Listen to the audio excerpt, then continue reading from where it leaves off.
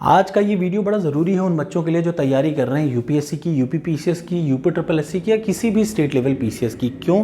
क्योंकि आज का टॉपिक है पूरे पृथ्वी पर पाए जाने वाली हवाओं के प्रकार, द टाइप्स ऑफ विंड जो कि पृथ्वी पर पाए जाते हैं। तो बड़ा इंपॉर्टेंट टॉपिक है टाइप्स ऑफ विंड। पृथ्वी पर जितने भी टाइप की हवाएं पाई जाती हैं उनके बारे में पढ़ेंगे। अब आपने अक्सर सुना होगा यूपी पीसीएस में क्वेश्चन आता है कि चिनूक कहाँ बहती है, या आपने सुना होगा ब्लिजर्ड कहाँ बहती है, मैच द कॉलम में अक्सर आता है। तो आज उन्हीं के बारे में फ्रॉम जीरो, अगर आपको कुछ भी नहीं आता तो भी आज आपको सब कुछ आने लगेगा। तो चलिए शुरुआत करते हैं सबसे पहले बेसिक कॉन्सेप्ट से।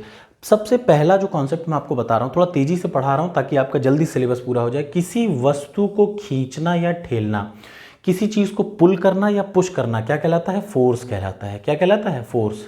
एफ क्या है? फोर्स। फोर्स क्या है? किसी भी चीज़ को खींचना या ठेलना किसी भी डायरेक्शन में। अब ये वस्तु है, इसको मैं इस डायरेक्शन में खींचने लगूँ तो ये भी क्या है? फोर्स है। ठीक है ना। अब मान लीजिए किसी एरिया में, ये एक एरिया दिख रहा है, ठीक है, इस पे ऊपर से लगातार फोर्स लग रहा है। ये देखिए, ये फोर्स है एफ। फोर्स क्या हो गया? समझ में आ गया ना? किसी चीज़ को ठेलना या खींचना। तो ऊपर से नीचे की ओर मान लिया ये फोर्स लग रहा है। कितने एरिया में लग रहा है? मान लीजिए ये एरिया है ए, तो इसका जो प्रेशर हो जाएगा वो हो जाएगा एफ अपॉन ए। एक दिमाग बंद करके याद रखिए, प्रेशर या दाब क्या हो जाता है? Force per unit area. ठीक, force per unit area. Per unit का क्या मतलब होता है? जैसे मैं कहूं कि 10 मीटर स्क्वायर का क्षेत्रफल, 10 मीटर स्क्वायर जमीन यहां पड़ी है तो उसका यूनिट एरिया क्या हो जाएगा? 1 मीटर स्क्वायर। याद रखिएगा, जब मैं बोल रहा हूं 10 मीटर स्क्वायर क्षेत्रफल तो उसका यूनिट एरिया क्या हो जाएगा? 1 मीटर स्क्वायर। तो वही होता है फोर्स पर यूनिट एरिया। ठीक, तो प्रेशर क्या होगा? क्रिस्टल क्लियर हो गया। अब अगर मैं आपसे पूछूं एयर क्या है, प्रेशर क्या हो गया? क्लियर हो गया। अब मैं पहले एयर पढ़ाऊंगा, फिर मैं आपको पढ़ाऊंगा एटमॉस्फेरिक प्रेशर। 1 मिनट में देखिए, जो हवा होती है, जो हम सांस लेते हैं, पहले बताइए वो सांस ऑक्सीजन होती है कि हवा होती है? हवा होती है। याद रखिए, हम कभी सांस लेते हैं तो ऑक्सीजन नहीं खींचते, हम पूरी एयर को अंदर इनहेल करते हैं। और एयर में क्या क्या होता है? नाइट्रोजन होता है। कितना परसेंट? लगभग 78 पॉइंट समथिंग 6%। अब देखिए, इस चीज़ पे कभी कोई क्लेम नहीं कर सकता कि, अब आपको पता होगा आज से लगभग 2 साल पहले यूपी पीसीएस में क्वेश्चन आया था कार्बन डाइऑक्साइड का परसेंटेज 0.03 की 0.04। कोई नहीं क्लेम कर पाया, लास्ट में उस पर नंबर देना पड़ गया। तो आपको याद रखिए लगभग 78 क्या है? नाइट्रोजन है। अगर मैं बात की जाए ऑक्सीजन की, तो ऑक्सीजन लगभग 20.9% है, या कहा जाए तो 21% भी लिख दूँ तो चल जाएगा। ठीक है। तीसरी चीज़ क्या होती है? आर्गन होता है। आर्गन क्या होता है? 0.93% होता है। फिर क्या होता है? कार्बन डाइऑक्साइड होता है। ये कितना होता है? 0.03% के लगभग। ये क्वेश्चन पीसीएस में आ चुका है और उसको आयोग कुछ नहीं कर पाया, क्योंकि कहीं कहीं 0.03 है, कहीं कहीं 0.04 है। तो ये चीज़ें थोड़ा बहुत डाइवर्ज होती रहती है, कम ज़्यादा होती रहती हैं, याद रखिएगा। और उसके बाद करें कार्बन डाइऑक्साइड के बाद वाटर वेपर पाया जाता है। वाटर वेपर क्या होता है? जो हवा में नमी होती है ना, उसे बोलते हैं वाटर वेपर। कहाँ से कितना तक ये पाया जाता है? 0 से 4% तक वाटर वेपर पाया जाता है। तो जो हम हवा इनहेल करते हैं ना, वो एयर है, ना कि ऑक्सीजन। क्लियर हो गया। तो अब अगर हम बात करें एटमॉस्फेरिक एयर की, तो एटमॉस्फेरिक प्रेशर क्या होता है ये मैं आपको 1 मिनट में समझा दूंगा। एटमॉस्फेयर मतलब समझ गया, ऐसा जगह जहाँ पे हवा पाई जाती है वो एटमॉस्फेयर है। अब देखिए, एटमॉस्फेरिक की बात करें तो एटमॉस्फेरिक प्रेशर क्या होता है? एटमॉस्फेरिक प्रेशर, ये आपको समुद्र तल दिख रहा है ना? समुद्र तल का एक ये वाला लेवल देखिए, समुद्र तल के लेवल पे ये एक यूनिट एरिया ले लीजिए। ठीक, समुद्र तल पे यूनिट एरिया का मतलब अब तो आप समझ गए होंगे ना। अगर मैं कहूँ कि एक कमरा है जो कि 10 मीटर स्क्वायर का है, तो यूनिट एरिया क्या हो जाएगा? 1 मीटर स्क्वायर। ठीक है ना। तो ये समुद्र तल का एक यूनिट एरिया लीजिए और इसके ऊपर, अच्छा मैं जैसे जहाँ पे मैं खड़ा हूँ तो मेरे ऊपर पूरे, हमारे चारों तरफ क्या है? हवा ही हवा है। ये तो आपको पता है, एयर ही एयर है। चाहे जहाँ भी देखिए एयर है, तभी मैं जिंदा रह पा रहा हूँ, तभी मैं आपको पढ़ा पा रहा हूँ। तो मेरे चारों ओर एयर है, तो जाहिर सी बात है मेरे सर के ऊपर भी एयर होगा। तो मान लीजिए मैं ये खड़ा हूँ मुंडी लेके, ये मेरा पेट है और ये मेरे ऊपर जितनी हवा है, ये प्रेशर मेरे सर के ऊपर आ रहा होगा, हाँ कि ना? इसको बोलते हैं air pressure on a body. अब अगर यही मैं समुद्र के तल से नापने लगूँ, समुद्र के इस ऊपरी लेवल से नापूं, तो समुद्र के ऊपरी लेवल का 1 मीटर यूनिट एरिया से ऊपर जितना भी हवा का कॉलम है, इसी के दबाव को बोलते हैं एटमॉस्फेरिक प्रेशर। तो एटमॉस्फेरिक प्रेशर क्या होता है? याद रखिए, इसको दूसरा नाम देते हैं बैरोमेट्रिक प्रेशर। वायुमंडलीय दबाव, पृथ्वी के वायुमंडल में किसी भी सतह की एक इकाई पर उससे ऊपर की हवा के वजन का, मतलब मैं खड़ा हूँ, मेरे ऊपर हवा का जितना वजन है, याद रखिएगा, मैं खड़ा हूँ तो मेरे ऊपर हवा का जितना वजन है वो क्या है, एटमॉस्फेरिक प्रेशर है मुझ पे। ठीक, एटमॉस्फेरिक प्रेशर किसके बराबर होता है, तो याद रखिए एटमॉस्फेरिक प्रेशर जो होता है वो 1013.25 मिली बार के बराबर होता है। एकदम रट डालिएगा, बार बार आता है।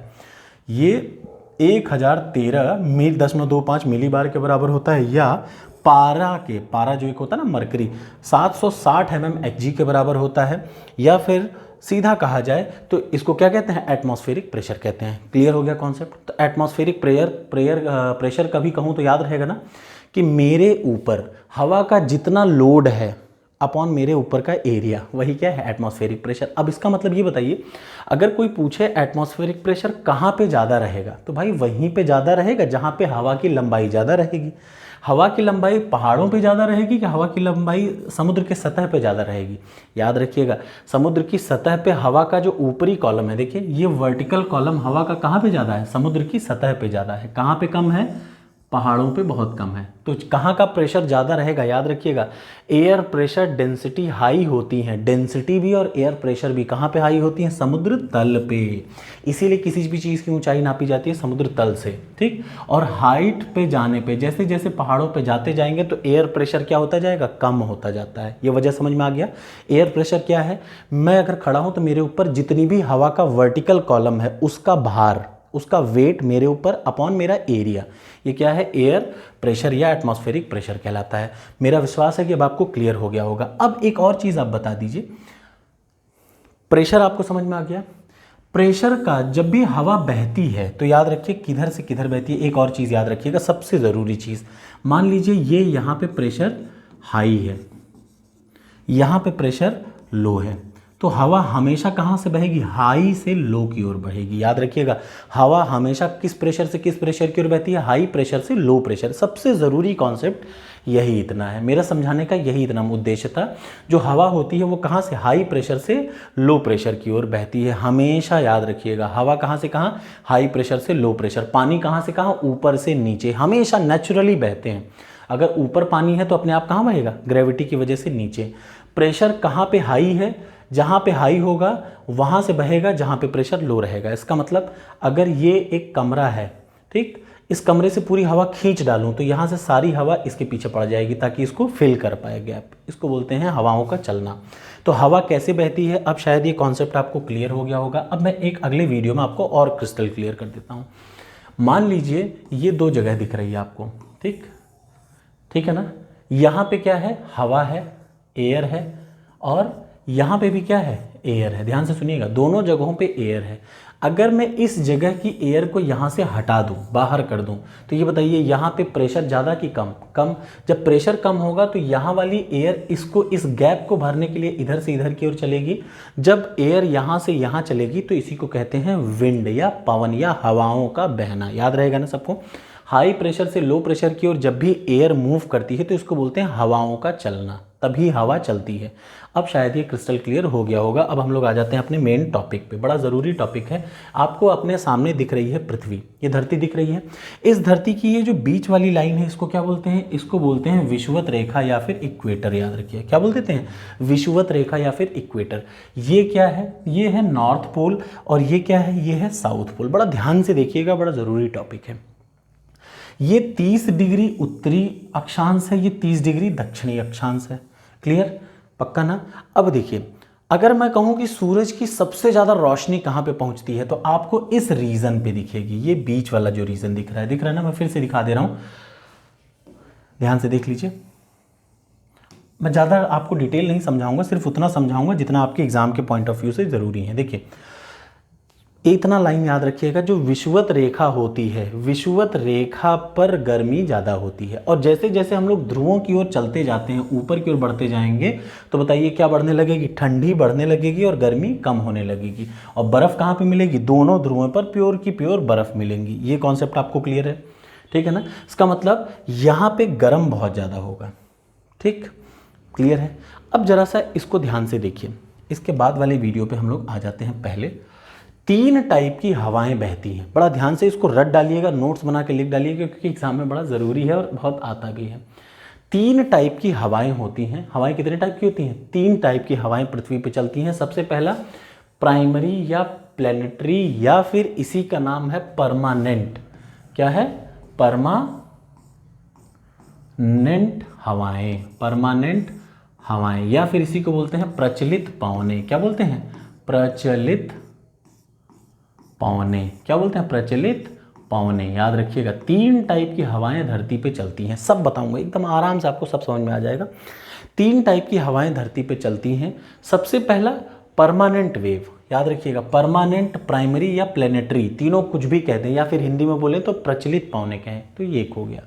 दूसरी होती है मानसूनी पवने, या फिर पीरियडिक, या फिर सीजनल वेव्स, सीजन के हिसाब से चलती हैं। और तीसरी जो होती हैं वो टर्शरी या फिर लोकल हवाएं बोलते हैं। तो हवाएं कितने टाइप की होती हैं? तीन टाइप की होती हैं, जल्दी से याद कर लीजिए। पहला प्रचलित पवने, दूसरा सीजनल मानसूनी पवने, और तीसरा लोकल पवने।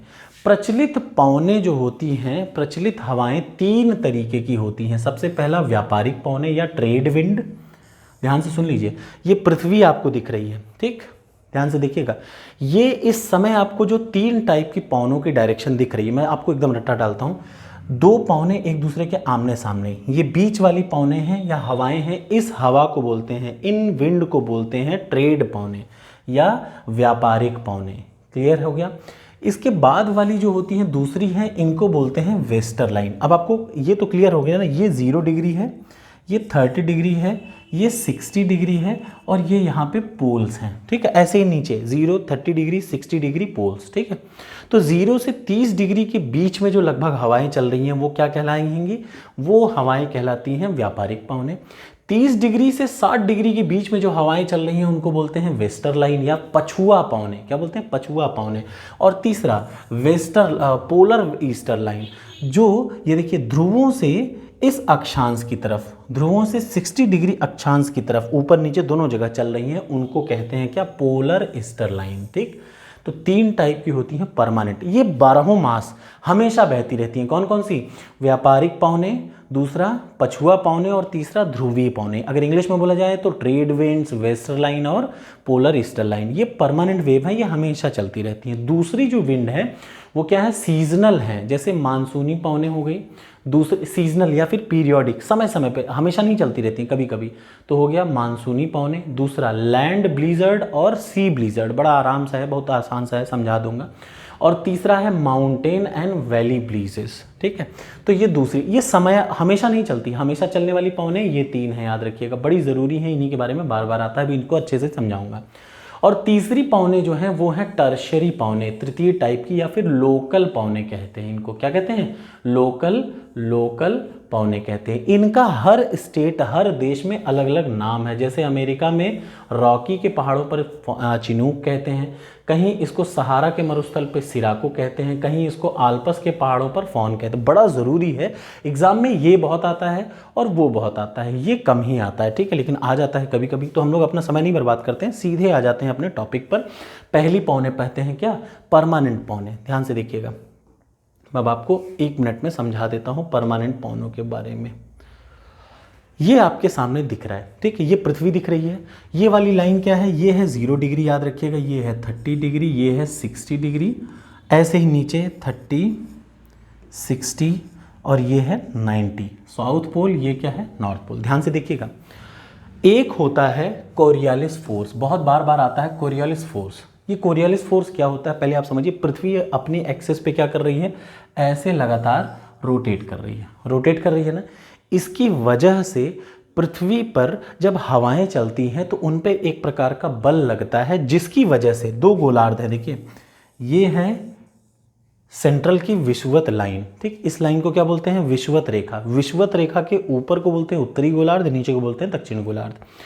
जो ऊपर की लाइनें हैं, ये देखिए, ये कायदे से हवाओं को ऐसे चलना था, लेकिन हवाएं थोड़ी सी दाहिने तरफ मुड़ जाती हैं, याद रखिएगा।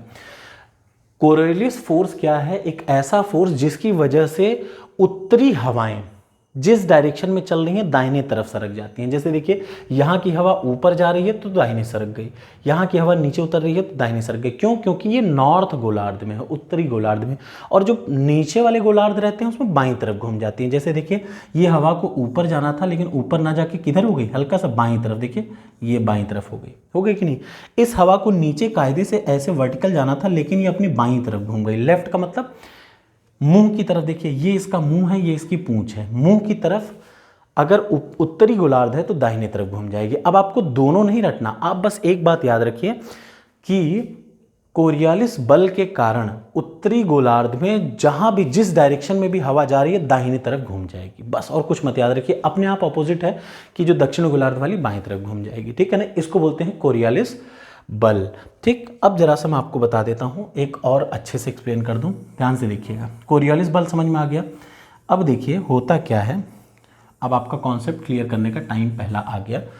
होता क्या है, होता ये है कि ये जो विषुवत रेखा है ये बहुत गर्म होता है, हाई टेम्परेचर है इसका, बहुत हाई टेम्परेचर है।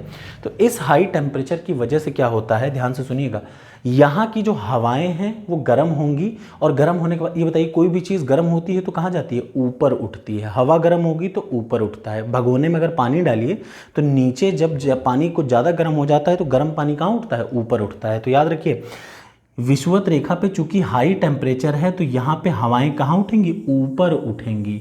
इसका मतलब जब ये हवा ऊपर उठेंगी तो ये देखिए ये ऊपर उठी, जब हवा ऊपर उठ जाएंगी तो यहाँ पे क्या होगा, बहुत लो प्रेशर बन जाएगा। हवा अपनी जगह से ऊपर उठ गई तो प्रेशर क्या हो गया, लो। अब ऊपर उठ जाती हैं तो अब बताइए जब ऊपर उठ गई तो नीचे का प्रेशर लो हो गया। अब क्या होगा, ये 30 डिग्री से हवाएं तेजी से इधर की ओर आती हैं उस गैप को फिल करने के लिए। क्यों? क्योंकि यहाँ तो ये हवा तो ऊपर उठ गई तो नीचे क्या है, गैपिंग है। इस गैपिंग को बोलते हैं डोल ड्रम। क्या बोलते हैं, लो प्रेशर एरिया या डोल ड्रम। उसको भरने के लिए 30 डिग्री उत्तरी से और 30 डिग्री दक्षिणी से क्या आती हैं, ट्रेड विंड, क्या आती हैं, व्यापारिक पवनें आती हैं। तो 30 डिग्री उत्तरी से 30 डिग्री दक्षिणी के बीच में व्यापारिक पवनें चलती हैं, बस एक लाइन में। अब देखिए ये हवा ऊपर उठी और वापस यहाँ आके, भाई कोई चीज़ गर्म होके ऊपर उठेगी तो ठंडी भी तो होगी ना, ऊपर उठी तो ठंडी होने के बाद वापस यहाँ पे गिरती हैं, कहाँ, 30 डिग्री पे, और एक छल्ला बना रही हैं। इस सर्किल को या इस साइकिल को बोलते हैं हेडली। क्या, हेडली सेल। बहुत ज़रूरी है, पीसीएस का पेट क्वेश्चन है। ये वाला दोनों सेल को, ऊपर और नीचे दोनों साइड के सेल को क्या बोलते हैं, हेडली सेल।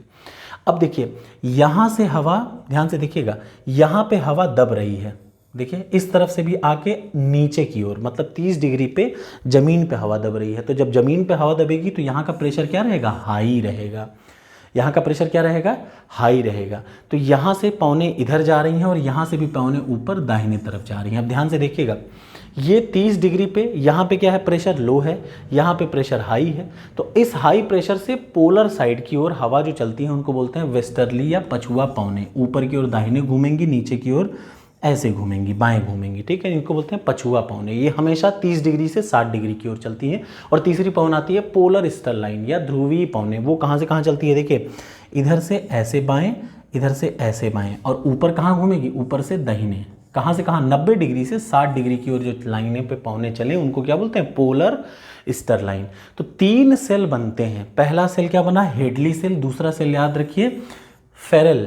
कौन सा, हेडली सेल। दूसरा बनता है फेरेल, और तीसरा जो बनता है पोलर सेल। क्या बनता है, पोलर सेल बनता है। ये हो गया, क्या हो गया, 3 तरीके की हवाएं। पहली हवा जो 30 डिग्री तक चलती है, ट्रेड विंड्स या व्यापारिक पवनें। फिर दूसरा पछुआ पवनें, 30 से 60, ऊपर और नीचे दोनों में, याद रखिएगा ये पछुआ पवनें। अच्छा, ये पछुआ पवनें ऊपर चूंकि महाद्वीप ज़्यादा हैं तो वहाँ पे चलने का स्थान नहीं मिलता, लेकिन साउथ इंडिया में पानी ज़्यादा है, साउथ गोलार्ध में, दक्षिणी गोलार्ध में पानी ज़्यादा है, तो हवाएं बहुत तेज़ी से चलती हैं। उसको चीखता चालीसा, पचासा, ये जो बोलते हैं ना कि गरजता चालीसा, इस टाइप का नाम दिया जाता है। क्यों, क्योंकि यहाँ पे जो हवाएं हैं वो फ्री होके चल सकती हैं, उनके रास्ते में अवरोध नहीं है कुछ, ठीक। तो ये हो गया क्या, परमानेंट विंड्स। परमानेंट विंड्स कितने टाइप की होती हैं, 3 टाइप की होती हैं। दूसरा होता है सीजनल विंड्स, ठीक। सीजनल विंड्स का मतलब मैं आपको एक लाइन में बता दूं, दिन के टाइम पे।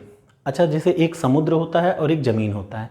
ज़मीन बहुत जल्दी गर्म होता है और बहुत जल्दी ठंडा होता है। समुद्र देर से गर्म होता है और देर से ठंडा होता है। एक बात, दिन के समय में जब सूरज की रोशनी पड़ेगी तो कौन जल्दी गर्म होगा? ज़मीन की पानी, जाहिर सी बात है ज़मीन, ठीक है। ज़मीन जब गर्म होगी तो ज़मीन से गर्म हवाएं कहाँ उठेंगी? ऊपर की ओर उठेंगी। और जब गर्म हवाएं यहाँ से ऊपर की ओर उठ गई तो इसका मतलब यहाँ पे क्या हो गया? लो प्रेशर का इलाका हो गया, ठीक। तो जब लो प्रेशर का इलाका हो गया, समुद्र चूंकि देर से गर्म होता है तो यहाँ ठंडी हवाएं हैं, ये ठंडी हवाएं तेजी से जमीन की ओर बहेंगी, तो इसको बोलते हैं क्या? सी ब्लीजर्ड, सी ब्लीजर्ड, सी ब्रीजर, सॉरी ब्रीजर। सी ब्रीजर क्या है? दिन के समय में होता है, तब जब धरती जल्दी गर्म हो जाती है और पानी देर से गर्म होता है। लेकिन वही पलट दीजिए, रात के समय धरती जल्दी से ठंडी हो जाएगी लेकिन पानी देर से ठंडा होगा। तो उसका मतलब जब पानी गर्म है तो यहाँ से क्या होगा? गर्म हवा ऊपर उठेगी, इस हवा को चूंकि यहाँ पे प्रेशर लो हो गया है तो यहाँ से हवा इधर की ओर जाएगी, तो इसको बोलते हैं क्या? लैंड ब्रीजर। एक तो होता है लैंड ब्रीज, ब्रीज BREEZE, एक होता है लैंड ब्रीज और दूसरा होता है सी ब्रीज। दिन के समय में समुद्र का ब्रीज होता है और शाम के समय में लैंड का ब्रीज होता है। जो तीसरी व्यापारिक पौने हैं उनको मैं अगली वीडियो में बताऊंगा, बहुत बड़ी वीडियो होती है तो अपलोड होने में देर लगती है। Thank you so much. कैसी लगी वीडियो ज़रूर बताइएगा।